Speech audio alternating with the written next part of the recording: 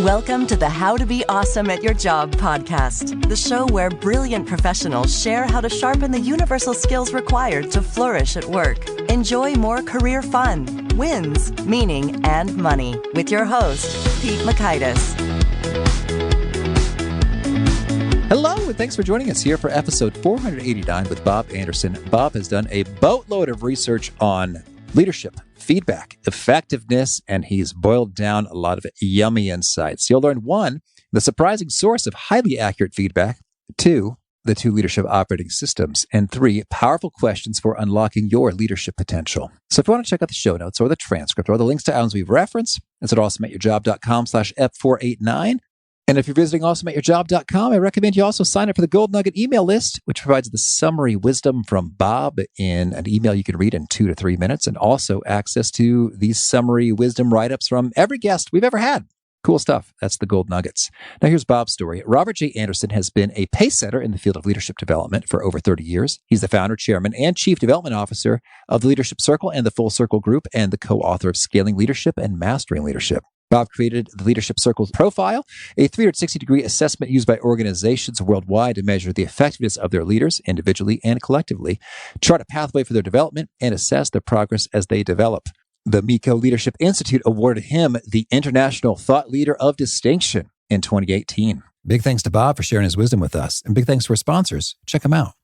And big thanks to our sponsor, Acorns. Acorns makes it easy to start automatically saving and investing for your future. You don't need a lot of money or expertise to invest with Acorns. In fact, you can get started with just your spare change. Acorns recommends an expert-built portfolio that fits you and your money goals, then automatically invests your money for you. NerdWallet.com, whom I love on these sorts of matters, gives Acorns a whopping 4.7 stars and says, quote, "If you want to make the most of your spare change, there's no better place to do that than Acorns. Head to acorns.com/awesome or download the Acorns app to start saving and investing for your future today." And we got a legal disclaimer here. It may not be representative of all clients. Tier 1 compensation provided. Compensation provides an incentive to positively promote Acorns. View important disclosures at acorns.com/awesome. Investing involves risk, including the loss of principal. Please consider your objectives, risk tolerance, and Acorns' fees before investing. Acorns Advisors LLC, Acorns, is an SEC-registered investment advisor. Brokerage services are provided to clients of Acorns by Acorns Securities LLC, member FINRA/SIPC. For more information, visit acorns.com. One sponsor to check out is Harvard Business Review. This brilliant magazine, published at hbr.org, is the leading destination for smart management thinking. Fun fact, HBR has been mentioned in 108 episodes of the show. That's because HBR has great stuff that comes up often. They've got explainer videos, podcasts, real-world case studies, and much more. I think of HBR each night that I put on my special orange glasses. Their article, "Will Blue Light Glasses Improve Your Sleep?" revealed that those who wore them reported better sleep and a 7% improvement in work performance as compared to those who wore the sham glasses. So I cite HBR anytime anyone tells me that I look silly wearing them. Now, much of HBR's content is available for free when you sign up at their site. Subscriptions that get you unlimited content cost $10 a month. If you visit hbr.org/subscriptions and enter the promo code AWESOME, you can save 10% off of that subscription. Again, to save 10% off of your HBR subscription, go to www.hbr.org/subscriptions and enter the promo code AWESOME. Now, here's Bob. Bob, thanks for joining us here on the How to Be Awesome at Your Job podcast. My pleasure. Well, I would love to hear, first of all, I understand you went ahead and got your pilot's license. What is the backstory here? Well, the backstory was I was trying to figure out how to be a consultant on the road and be home at the same time. So those are two competing commitments, right? Success in both arenas. So I decided to learn to fly a little airplane, and I bought a Beach Bonanza and got an instrument rating, and I could fly in most weather, and it allowed me to get places and get home sooner. That's cool. So you will actually fly your own plane to like speaking engagements and such? I don't anymore. I did for a good number of years, but I've given it up. As I get busy, I don't have as much time to really stay current. You know, I was actually thinking about doing this, but I think, oh, Pete, that's probably not actually going to save you real time once you get into whatever. But your experience was, yes, you saved lots of time because you're flying your own plane. There were times that I was home for dinner when I wouldn't have been otherwise, and there were times when I was not due to weather. So I finally said, I'm not sure this is working as well as I thought. You need a lot of airplane to be able to get there in difficult weather. Understood. So we could take 40 minutes on that. The ins and outs of aircraft. That's a skill you need for listeners who are considering getting a pilot's license in their own airplane for your travels. We're going to get to the bottom of it. Yes. But we're not. That is for another show. You might get some invitations. So I want to hear, you've done some impressive research into leadership. And so I want to dig into it. So your team, I understand, has surveyed over 1 million leaders around the world. Can you tell us a bit about that research and maybe the most striking discovery you gained from that? Well, I created a leadership assessment 360 years ago. And it goes much broader and deeper than most 360s, and we can get into some of that. But we've probably given feedback to 150, 160,000 leaders around the world, with the leaders that report to them providing feedback. So that gives us a database of 1.5 million and growing to do research with. And one of the nicest research databases in the world, probably, on leadership. And so we can research that 9 Ways from Sunday. One of the things that struck us, which was why we wrote Scaling Leadership, we did this research project on all the written comments. So we asked the raters, the people providing feedback, to write in, what's this person's greatest strengths or assets, and what are their liabilities, and so on. And the data blew us away, and with the precision that with which leaders see the people that they work with, and how poignantly they can describe it, and how directly those written comments match to the quantitative feedback. So if you write in, Bob is an arrogant SOB, all right, you're going to see that a high score on arrogance, right? So the match, we saw just a kind of surprising match. Our statisticians were actually stunned by it, between things people said in writing and then how the quantitative came out. Maybe I'm not capturing why that's impressive. Wouldn't we expect that to be the case? I think what we saw in that was that as a leader, you're in a feedback-rich environment. We used to think you had to go set that up. Let's go create a feedback-rich environment so leaders can really grow, which is critical. Feedback is the breakfast of champions, right? And so we realized that you're breathing in it. You swim in it. It's all around you. It's the air you breathe.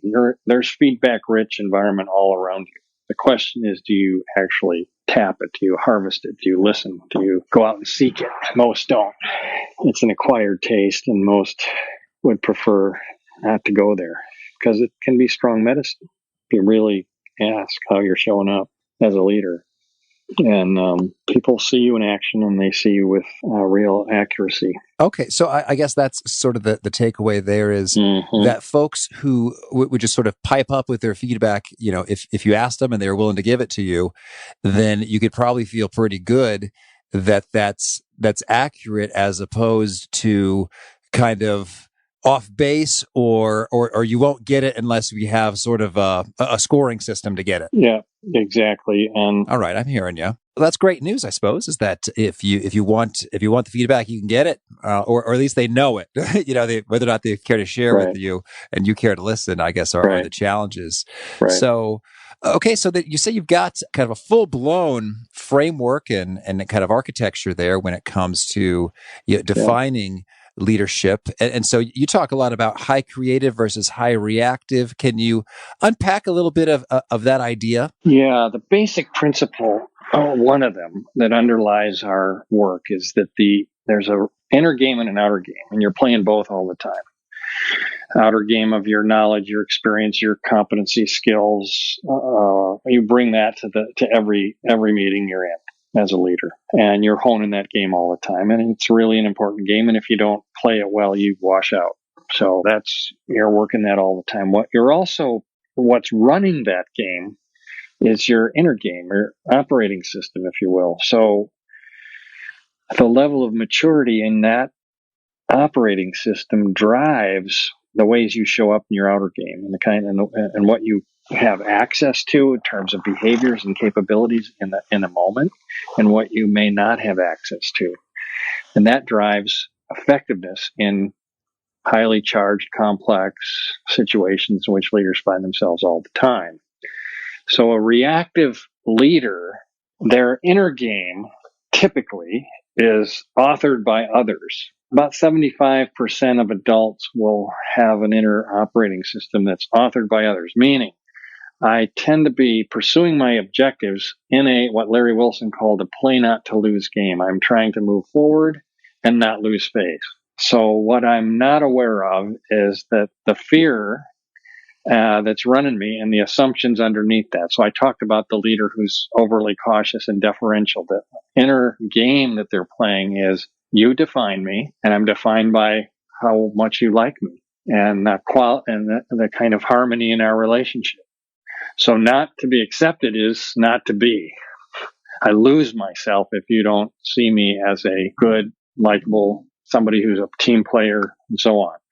Somebody else might have a similar equation, but opposite. So I might define myself as results. My results, my power to drive results is me. That makes me valuable. And so I'm always running the show. And there are times when that's really helpful, and there are times when you need to back off, let others learn, grow, take responsibility, delegate, so on. But the more your sense of worth and security and safety is tied up in the results always have to be so perfect and stellar all the time, the less latitude you have to really allow people to learn and grow with you. And that impacts, both of these impact your ability to scale your leadership, which is what the book was about. So if I'm running every meeting, there are limits to scale.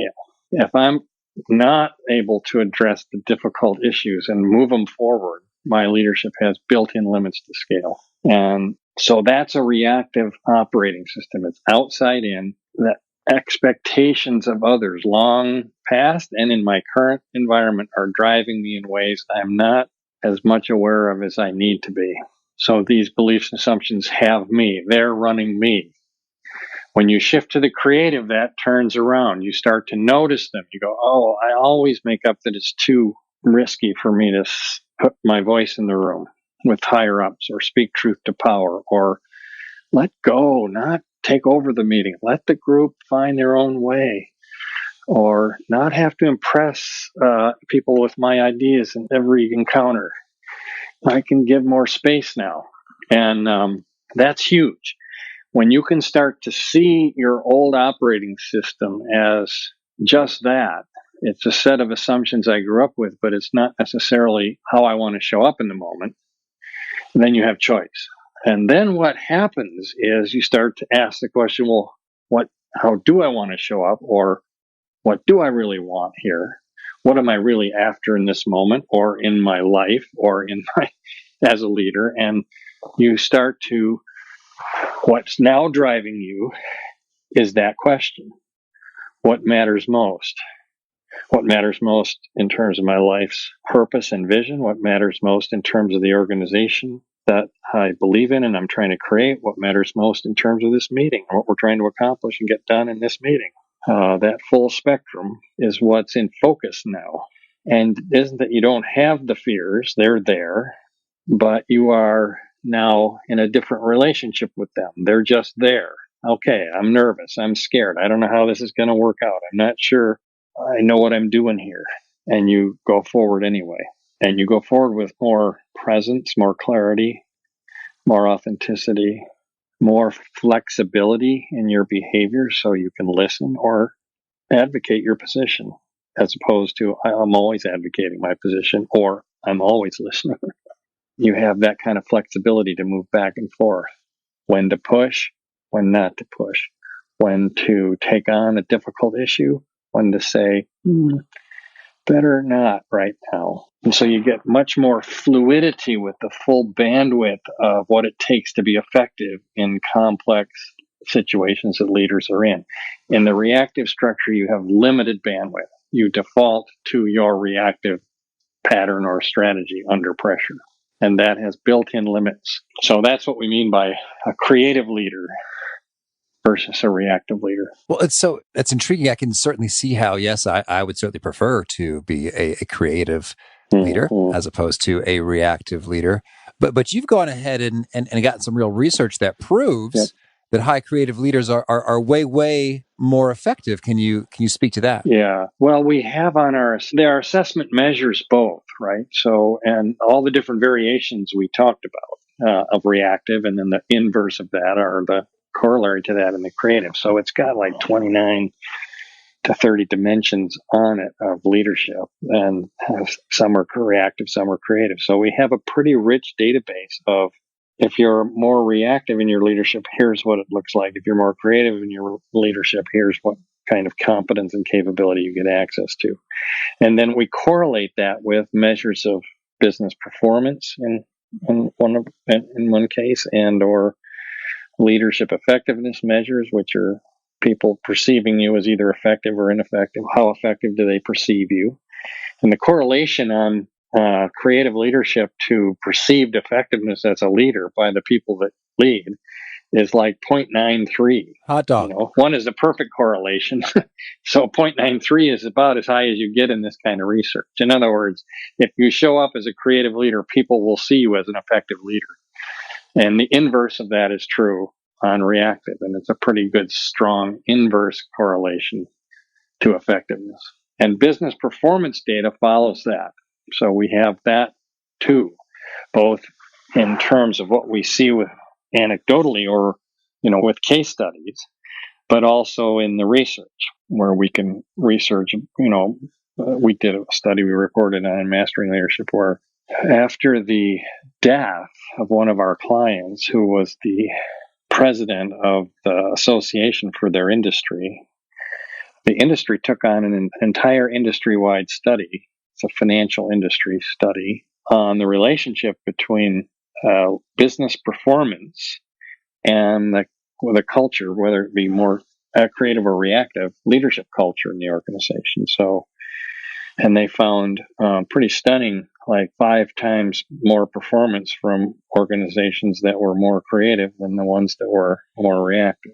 The year-over-year performance was about 5-fold different. Well, these are striking results, and so I'm intrigued. So we talked about sort of the inner game in terms of what it's like when you're experiencing and in the grips of being reactive versus you've got some more flexibility to be creative.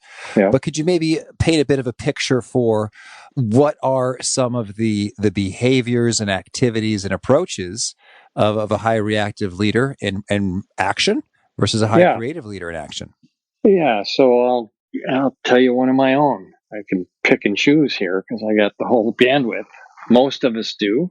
We did a 360 on ourselves as a firm, and we gave feedback to each other. And I got a really high score on arrogance and a pretty low score on cooperation or collaboration, which had impacts in other dimensions, but that was the primary pattern in the data, and it shocked me. In fact, I didn't see it coming. And you have different breakout groups, and so Bill, my co-author and we're co-founders in this merger, I put Bill in the bosses category so I could see his scores, because if we don't give boss anonymity, everybody else gets anonymity, but not the bosses. So Bill, I see his scores, and he scored me 4.5 out of 5 on a 5-point scale, 4.5 out of 5. Now I'm the statistician, so I know that that's 5 standard deviation units above the mean, right?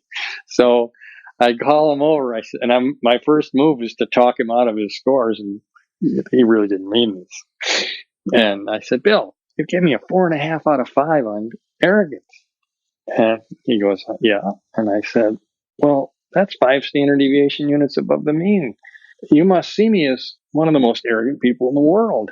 And he goes, uh-huh. And I was like, oh, I wasn't laughing then. That was hard. He wasn't willing to back down and say, well, it's not like that. It's really not. And I got a lot of feedback from the team, and I made a commitment. I said, well, 2 things. One, I'm choosing to collaborate more, and I want to know when I'm showing up arrogantly. So I want your feedback, real time, when I show up in ways that shut down the conversation. Well, a couple of years later, I'm in it with Bill on an issue, and we're going back and forth. And I'm right, and I know I'm right, and he's wrong, and it's not okay that he's wrong.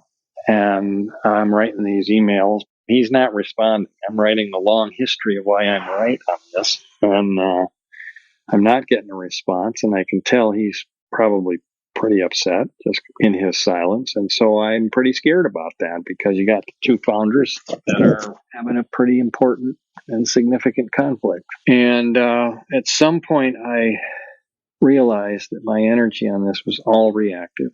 And you asked for behaviors. So it's like, look, let me tell you where you're off here. Here's what you don't get. And that kind of tone and energy of interaction, both verbally and in writing. And Bill, to his credit, just didn't respond to that.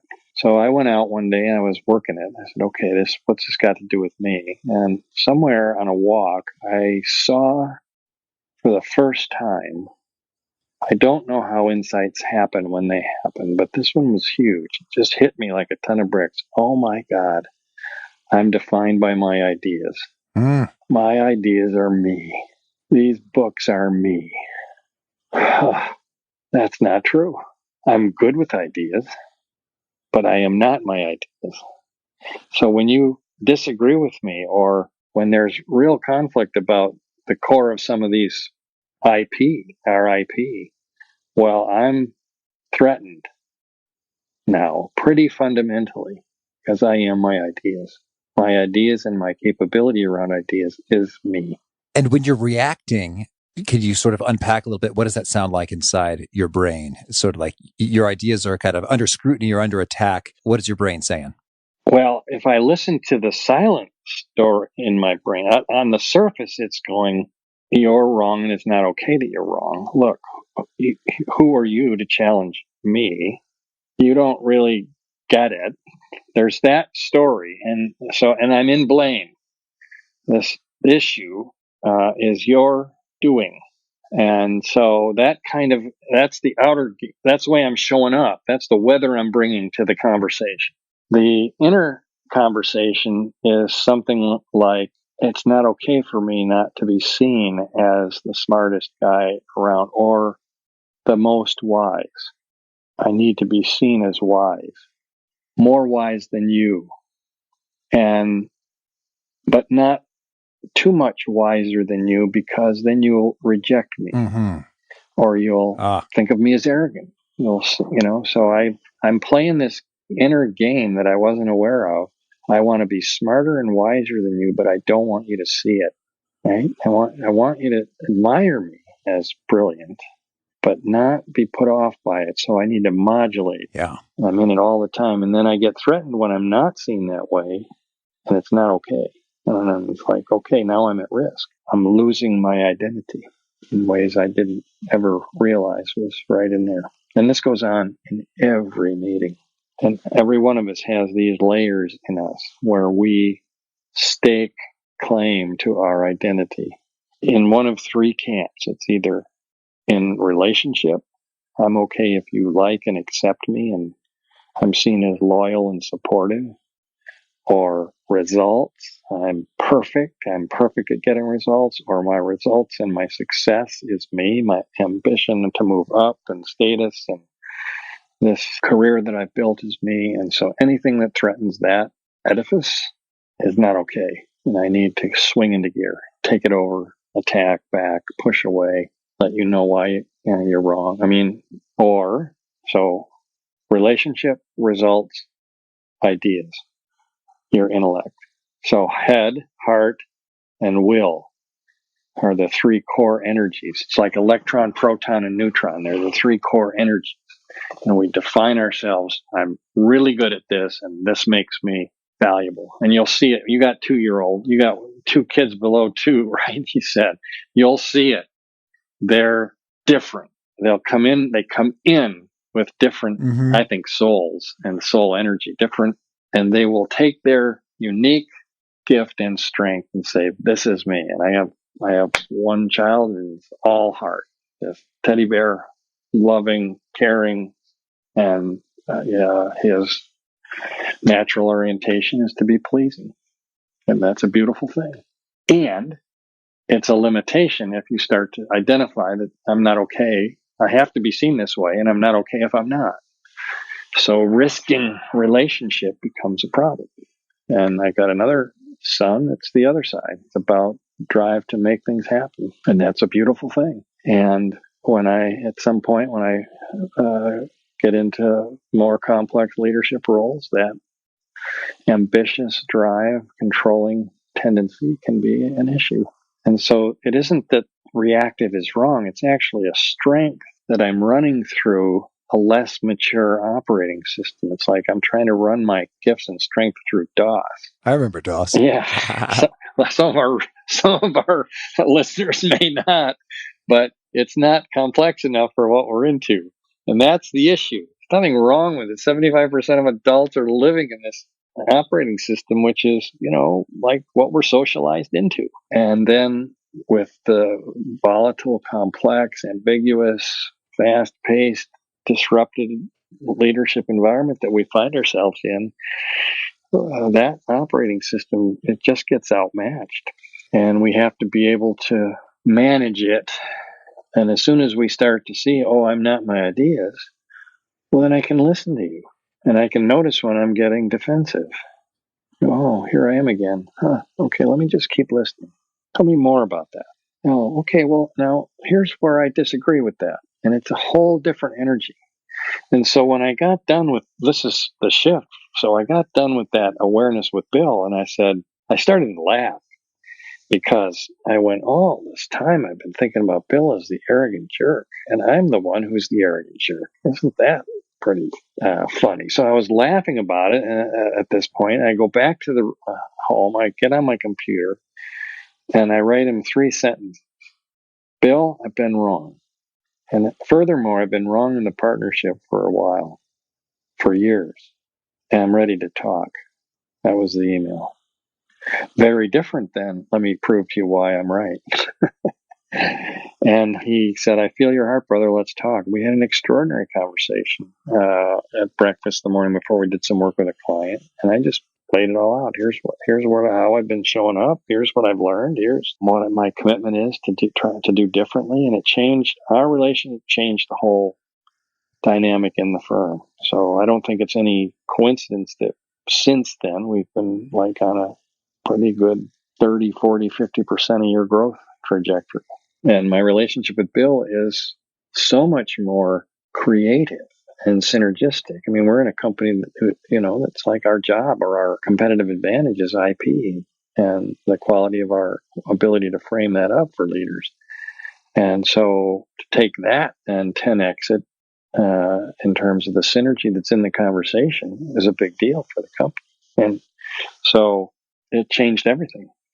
And what's really interesting is it changed Bill. So when I got clear on my stuff, there was no intention that Bill change. Like, that's the power of this more creative, authentic leader is like, I'm the one that needs to really get clear and change. And then you'll respond in kind or not.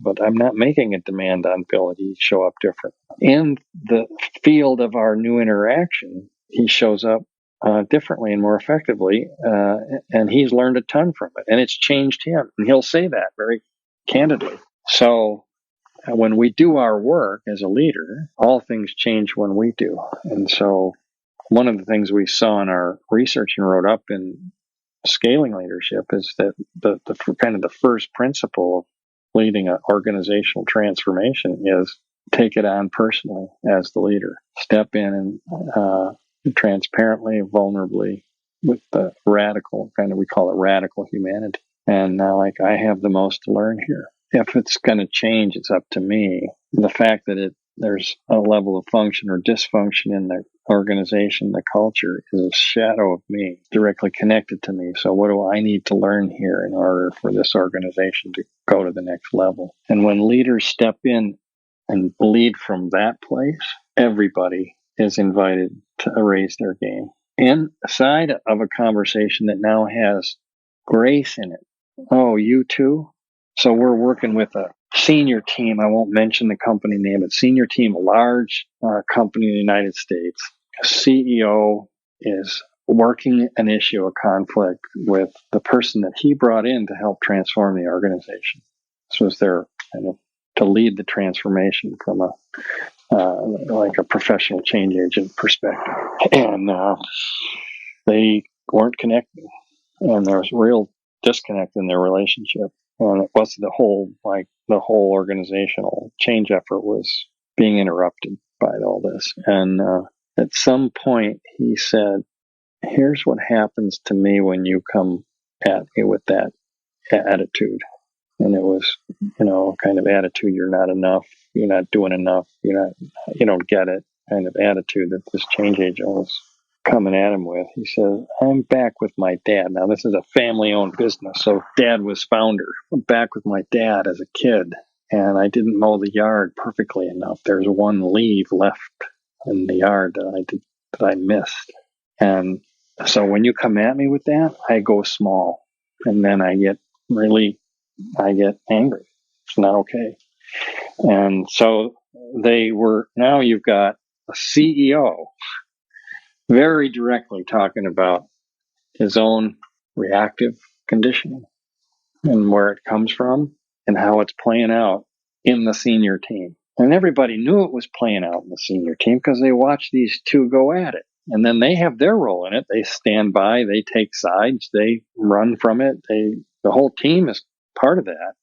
Everybody's a part of it. But unless you start to really get to depth with it, you're not going to break through on it. So that was a moment where a leader really stepped in and said, okay, I'm going to show up here about what's really going on for me in this conflict. And it broke open. It broke the whole conversation open in a beautiful way. They really worked it. Well, so that is powerful and cool. And so I guess to pull this off requires, some soul searching, some acquiring feedback. I guess in some ways it's great just now we know what we're looking for in terms of where do you get reactive? Where do you get defensive? Where do you feel like a small child? Any pro tips for how we, find that and mitigate it once we do? So that's one of the reasons I created the 360 was I was at a much deeper level that gets at this inner game as well as the outer game in the same assessment, because I saw this so often with leaders who were championing a significant change effort, which they really believed in. And when you meet them, you go, wow, this is really an extraordinary leader. What a vision they have for not only the organization, but the whole industry. And then I would watch them show up in their old pattern of leadership in ways that completely discounted their change effort. And people one layer below them go, well, he or she's not really serious. And I'll get on board when they start walking their talk. Yeah. And so any good, well orchestrated, let's get some feedback in the system. How am I really showing up as a leader? What kind of weather am I bringing? How do I create possibilities and open up the space? How do I shut it down? How do I get in my own way? What are the strengths that I have that I want to keep really deploying or I want to leverage further? That's really rich conversation. And there are many ways to get it. But getting yourself and your senior team at whatever level of leader you are listening to this, you and the people around you, and the people that report to you or around you, how do we get in this conversation where we're learning together how to be more effective, both individually and then how we show up together collectively to lead the organization we're responsible for. And then inside your head, how do you proceed with kind of reprogramming or myth busting, that I am my ideas or I am my results? If that's there, I mean, it's been there for a while. How do we move beyond? Yeah, well, this is where most of us lack literacy. We're not ignorant. We lack illiteracy. So at some point we had to learn math or arithmetic, not because we were stupid. There's a literacy to it. 1 and 1 is 2, and so on. And then higher mathematics and algebra or whatever, geometry and so on. There's literacy in the pathways of one's own transformation and how to be self-transforming. And I've talked about 2 of the key practice. Well, I actually talked about 3 of them. So one is the ability to listen to your inner game, to the self-talk. So when you ask me the question, well, what were you saying to yourself, that's the question. And getting good at that. Okay, so if this meeting doesn't go well, then we could fall short on results. Right. And if we fell short on results, then what's at risk for me? I'm going to get a lousy review from my boss. Great. So if I get a lousy review, what's at risk for me? If you can learn to track your fear. So I was working with this mid-level leader. He had really high scores on autocratic leadership. We were talking about it. He said, "Do you know what that is, or what that looks like?" He goes, "Oh yeah, I'm in it. I pounce. I'm in a meeting. I just take it over." I said, "Well, why do you take it over?" "Because it's not going well." And I said, "So were you willing to look at that?" He said, "Sure." So I said, "Well, just before you pounce, how do you feel? What kind of feelings going on in your body?" And he described fear, anger, this kind of upsurge of energy in his stomach from his gut into his chest and throat. Like, I just feel like, and I said, "Good. So what's at risk for you if you don't pounce?" And he went through we just walked right down to some form of I'm not okay. My results define me. That's a practice. And getting good at it and getting the ability to take perspective on your programming is a literacy. And most of us haven't learned it. And so when I dropped in, I was practicing that literacy. It doesn't mean that I always get to the bottom of it by any stretch, or that I've seen all of my reactivity. Here I am at 60 years old, and I've gotten, I'm defined by my ideas. That's been running me my whole life. I didn't realize it. So that's one practice, and it's a breakthrough practice. It's breakthrough. It's like you see the illusion. Underneath fear is, and the behaviors that it's running, underneath it is an illusion. I'm not my ideas. Other people don't define me. I'm not my results. One failure is not the whole game. If people don't like me, that's their issue. So when you can start to manage that conditioning that we all have, you can't not have it. The question is, does it have you, or do you have it? So when we have it, we're managing it. And then second literacy is the practice of getting clear about what is it I'm really after? What do I want?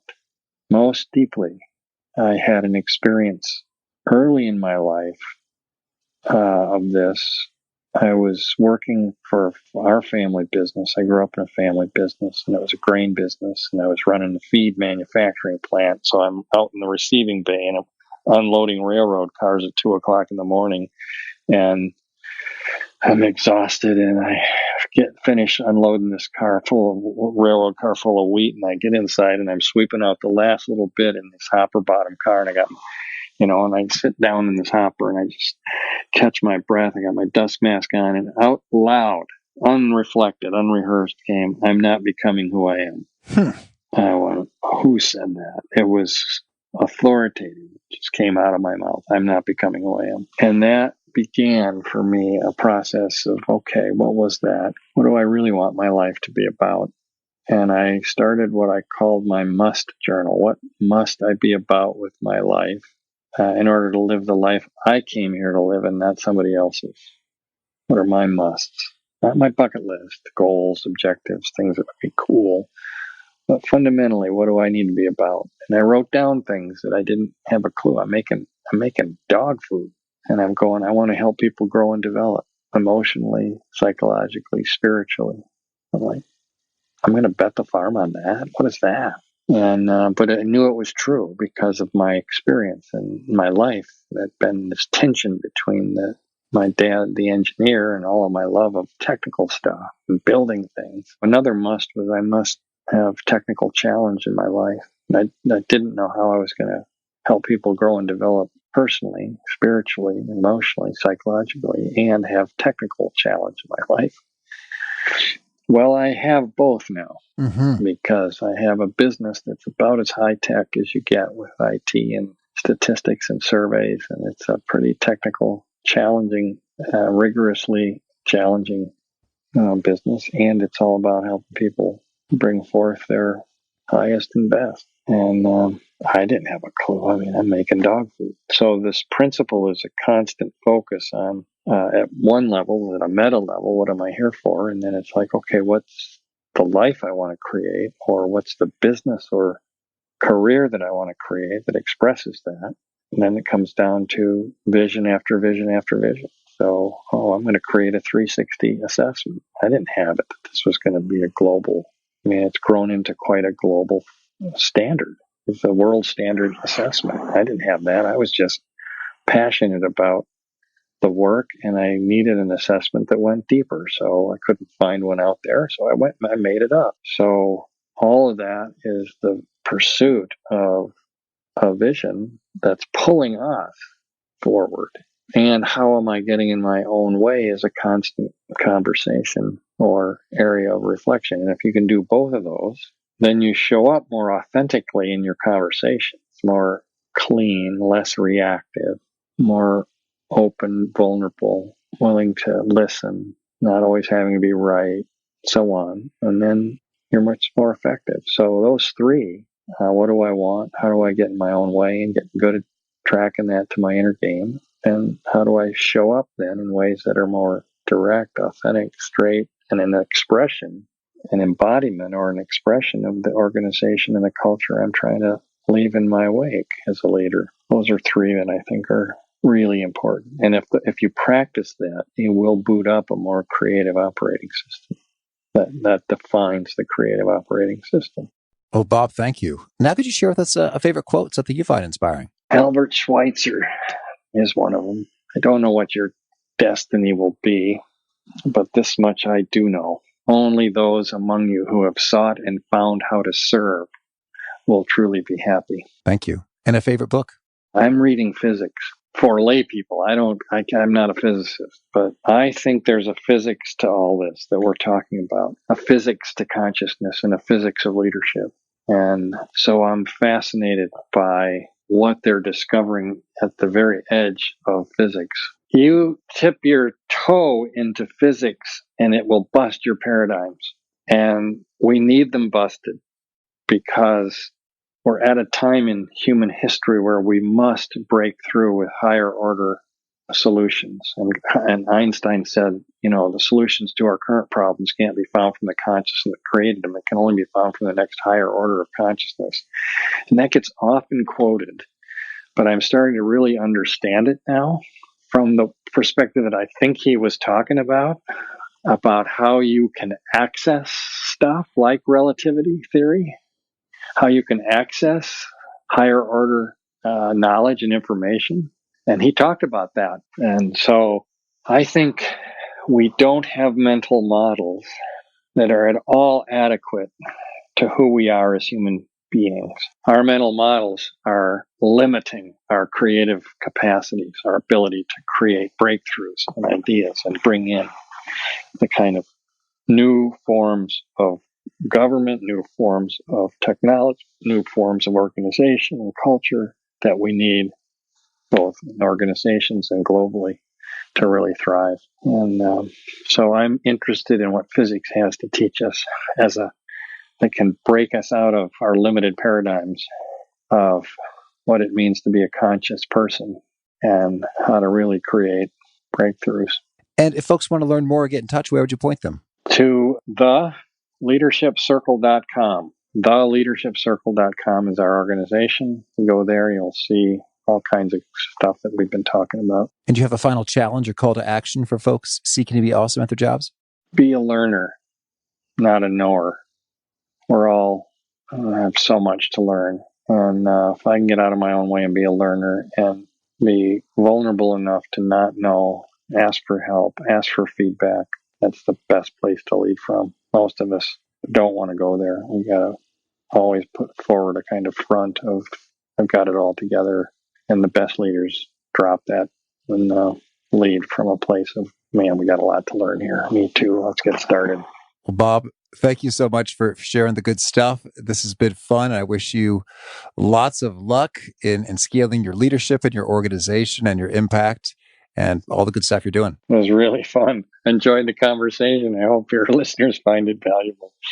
I enjoyed myself. So thank you. You did a great job of drawing this for us. I think it's really cool that Bob Anderson, the guy who created this 360 assessment that's used all over the place, points to, hey, you know what? Turns out that if you just ask people for their feedback, it's going to be pretty darn accurate. I also really dug his questions associated with what's at risk for me and just sitting with that. And how am I getting my own way to really zero in on what maybe needs to be changed to boost your effectiveness? Good stuff from Bob. I hope you dug it. The show notes, the transcript, the links to items we've referenced are at awesomeatyourjob.com/Ep489. And if you haven't already shared the show with a friend, I hope you do so. Let them know how they too can be awesome at their jobs. And I'll share another podcast with you. I think it's pretty cool. It's called The 5 a.m. Miracle with Jeff Sanders. I had Jeff on the show a couple times because he's got some real good insights, particularly when he has this book called The Free Time Formula, with a mindset that all of your time is free time, which is sort of like a paradigm shifter, and you have the potential to choose how you allocate that as opposed to like this mandatory stuff, and only a sliver of it is really free time. Anyway, he's got some great episodes solo and with guests. He's interviewed David Allen just recently on his episode releasing September 9th. So he has excellent taste, if I dare say so. So check him out. That's the 5 a.m. Miracle with Jeff Sanders, and I hope to catch you next time. Peace. Thanks for listening. To get the most out of the show, we recommend 2 key things. First, check out the extra resources at awesomeatyourjob.com. You can find this episode's transcript and links, as well as the perfect episode for your situation. You can search the full text transcripts of hundreds of episodes or explore episodes tagged by topic and competency covered. Second, subscribe to the podcast and get future episodes automatically. You can subscribe by telling Siri and several other smartphones and speakers, subscribe to the How to Be Awesome at Your Job podcast, or by tapping subscribe in your podcast player of choice. If you'd like some extra help figuring out podcasts and how subscriptions work, visit awesomeatyourjob.com/subscribe for guidance. Hope to catch you on the next episode of How to Be Awesome at Your Job.